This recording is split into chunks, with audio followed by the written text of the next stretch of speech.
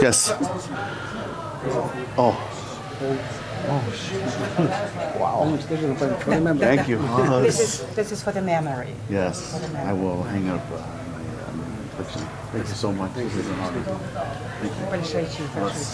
Oh, you guys cannot have this. So these are his wraps, the gloves, and shorts. He fought in his whole outfit today. Wow, that's the first time in 33 years I've had a fighter give me his gear. This is amazing. Thanks. I'm gonna put it up in my on my wall. I mean, this is very special. Come on, this is all the gear that he used to fight tonight. This is very special. Thank you, Fedor. Thanks, guys. What did that mean tonight, Scott? That you know you could see the reception for Fedor when he came out, and the reception when he knocked Frank out. What does this moment mean for the world of mixed martial arts? I mean, Fedor is back. I mean, you know, to me, it's like the walkout felt. To me, the walkout was the same in New York, where when he walked out, anytime he walks out, it's a big deal. And in Chicago, you know, last time he fought here, same thing. I mean, he has this presence, this aura. He has, you know, the it factor. It doesn't matter if he wins or loses, honestly. He's still going to be Fedor, you know, the greatest fighter that ever fought in the heavyweight division. So, to me, this is a fight I was really looking forward to. I think we talked earlier about what it meant, you know, and, you know, now there was, you know, it was just the right moment in time, and these guys got it on, and, you know, Fedor won, and now he's moving forward to fight Chael Sonnen in our heavyweight tournament, and I'm excited. I mean, I'm really excited about the future for the heavyweight division. Would now be the right time for a fight of the night bonus, or would you have a night like tonight where it's all finishes? Would that just be too hard? Yeah, that's a tough one. I mean, you know, it's some of our pay scale, you have to understand, is not based on wins, like the fighters, not so much to show and so much to win. A lot of our fighters, like, you know, whether Fedor finished him or not, he gets a very, very hefty flat rate, right? So it's a little, we pay a little bit different than maybe some of the other organizations. But we are working on something, but just, you know, hang tight. Maybe before the end of the year we'll have something fun to announce. When's the last time you've seen a night like this? You had 4 submissions and a TKO in your main card. I don't remember in Strikeforce or Bellator that you've ever had. Yeah, I mean, Strikeforce was named Strikeforce because we called it Strikeforce, right? It wasn't Jiu-Jitsu Force or Wrestle Force, right? But it was like a Jiu-Jitsu night tonight. And you go back to, you know, the core principles of martial arts and the core principles of MMA, and Jiu-Jitsu is you better have a good Jiu-Jitsu game, because if you don't, you saw what happened tonight. And very effective jiu-jitsu out there tonight. I was really impressed, and I was impressed with Dylan, because think about this: a lot of jiu-jitsu fights. This is the first time in front of a crowd like this to walk down that ramp, and I'm sure his heart was pumping. But you know, he delivered, and same thing with Neiman. Neiman's a guy that has had 7-8 fights with us, but the submissions were impressive. I'm very very impressed with other group of, you know, guys that fought tonight, and you know, Fedor had a beautiful hip throw and finished the fight, and I was like, wow, that's pretty impressive. But as far as the jiu-jitsu goes, we, you know, after I speak, Hoist can come up and talk about, the master of the jiu-jitsu can come up and speak about you know, the style of art. But go ahead. Scott, going back to Fedor, obviously a kind of bizarre week for him with the FBI turning up at the fight hotel on Tuesday to interview him. What's your take on it? You know, as the promoter of the event, and the fact he had to go through what seems to be a few interviews this week with the FBI. Yeah, you know, I don't know the, you know, I got the call that this is going down, and you know, right away I was, you know, a little bit, my heart was started racing, like, what's going on? But Fedor assured me that everything's fine, has nothing to do with him, that you know, it's something that they want to talk about, and he wouldn't go into too much detail with me. So, you know, that's his business. Is that because he's been instructed this is secretive or whatever it is? That I have no idea. That's something you should ask. Did you ask him that, Gareth? Because I have no idea. He wasn't distracted at all, he said, by the whole... Yeah, I mean, he's a very stoic gentleman, you know, inside and outside the cage, and he just happens to be, you know, this fighter that can turn it on and do a lot of damage in a very short amount of time.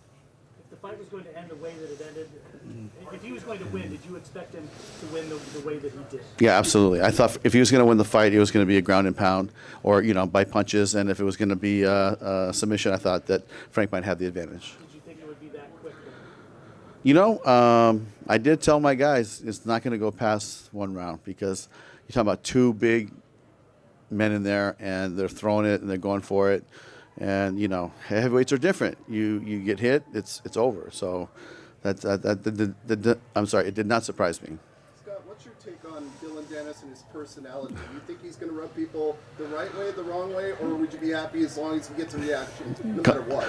Come on now, you're talking about my partner here. Like that's, we're partners. No, but on a serious note, listen, he talks a lot of trash. He's going to have some people there hating on him, but to me, I love it all. I love, the drama of it all, and let him go build his fan base. And some people come here to see him lose, and some people come to see him win. And to me, we'll put him in some great fights in the future. We have a great 170-pound division, so he's going to have his hands full as he moves forward. Is he going to get the Ben Askren fight that he's asking for, though? Oh, I didn't even know that he was asking for it. His exact quote was, "If I tell Scott Coker to go get it, I'll go get it." Okay, well then I better get on it right away. I know you have talked with Beck, and has Ben interested in still coming back here, or is it something that... I mean, my thought was, Ben talked to our matchmaker, Rich, and he reached out to him, I think, a couple weeks ago. I talked to Chaudhry. He's still under contract with ONE FC, and so there's some things to work out, but, it's Ben, I don't think he really wants to fight. I think he wants to fight one more fight and then be done with it. That's what I understand. And to me, it's like, we have a lot of plans for these guys in the 170-pound weight class. So we're going to keep everybody busy. We got a big fight for MVP coming up in London. We got a big fight for Fitch and Daly in San Jose, May 12th. So we're going to keep these guys busy. I want fighters that are going to be here fighting. And, so that's how my feel on the whole thing. Back to the main event really quickly, and you look at what's coming up with Fedor and Chael, and a lot of people, it feels like you've been a part of a lot of big fights. This would feel like the biggest fight in Bellator history, considering the history of Chael and Fedor going down as one of the greatest fighters, if not the greatest fighter. Yeah, I think this is a historic moment for the company. I think as a fight fan myself, it's a historic moment for me in MMA. And I think that fight with Chael could be even bigger than what we saw tonight. Do you know where that will be yet? No, we will probably start working on that this week because, it's probably going to end up somewhere on the East Coast, right? And if it was Mir versus Chael, it'll probably end up on the West Coast. So that's what we're thinking. So, we've already talked to a couple of venues. We're starting to work some things out, but now we'll start moving forward on Monday. Emmanuel Sanchez was very adamant on the mic after his win. Talk to him. Does he have plans on his next fight? Well, he did until he told me to get off the phone. I'm joking. Listen, he is a great talent, and I love that kid. I mean, he always brings it, and he always talks a great game, and he always backs it up. So to me, he's a guy that we're going to continue to move forward. And I don't, I got to go back and talk to my guys, but I don't see why he wouldn't be the guy that fights the winner of the Pitbull fight in Rome. So, he's right in there. As a promoter, would you want to stick Dennis and Chael on the same card, considering they quote-unquote do all the heavy lifting? Stick who and who? Dennis and Chael Oh. on the same card? Boy, that, I think anytime Dylan fights is going to be special.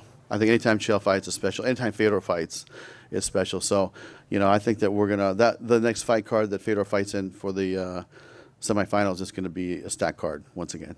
You mentioned East Coast. Is there a strong likelihood? I mean, would you want to be back in the Garden for that?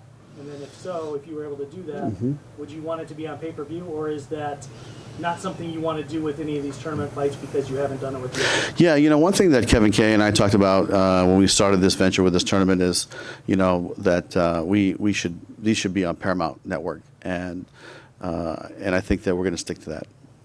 You said about Dylan. So what makes Dylan so special? Have you seen his pajamas? I mean, you guys, seriously. We can go one time. Well, it's just you just gotta have that swagger about yourself, right? No, but honestly, he's kind of got a little swagger to him, right? And I enjoy that. To me, it's like, look, if that's what you want to do, and you want to have that, play that role, that's fine. I'm good with it. And let him. He'll have an opportunity to flourish. We'll put him on a big spotlight. He can come down the ramp with all the music and the lights and the video, and we'll give him a great opportunity to to grow his brand. Is Lovato versus Salter still in the works, or does Lovato jump past that with his performance tonight? He looked really good. The only thing I would say to that is with Salter, I want to see how long he's going to be out before I answer that question. So when I get back to San Jose, we'll talk to Bob Cook, his manager, and we'll find out what kind of time Salter will need to get back, and then we'll decide. Thanks, guys.